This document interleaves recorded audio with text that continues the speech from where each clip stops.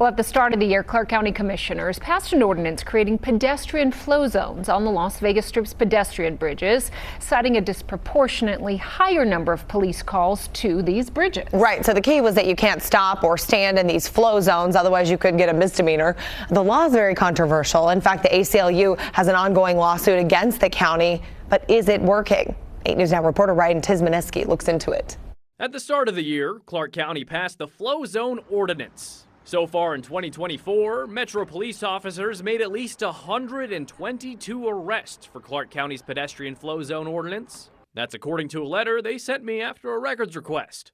I've got a copy of the ordinance right here. Here's what it states. To maintain the safe and continuous movement of pedestrian traffic, it is unlawful for any person to stop, stand, or engage in an activity that causes another person to stop or stand within any pedestrian flow zone. So if I stop moving right now, I'm breaking the law.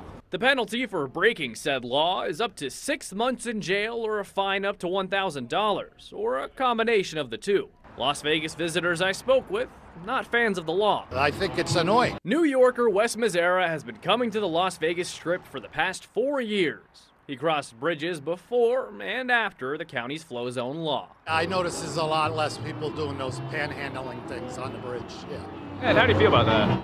I think everyone should have a right to earn some money. Listen, to me, it's better than being criminals out there. If they have an art they want to display and somebody wants to throw them some change, why not? Mazzara believes the law infringes on people's rights, and he's not alone. Nevada's ACLU is representing 2 people suing Clark County, saying the law violates the First and 14th Amendments as well as the Americans with Disabilities Act. I sat down with the executive director of Nevada's ACLU, Attar Hasibullah, to discuss the litigation. Right now, it's in the discovery phase, where each party gathers their evidence. We have, over 100 arrests for a BS crime that the county just created out of thin air, which is stopping on a publicly funded pedestrian bridge. I reached out to Metro. They sent a statement saying, in part, the new ordinance is another tool available to officers to ensure the safety of visitors and residents. They continue, in the rare occasion someone objects to the officer's warning, the officer can now take action and either issue a citation or make an arrest.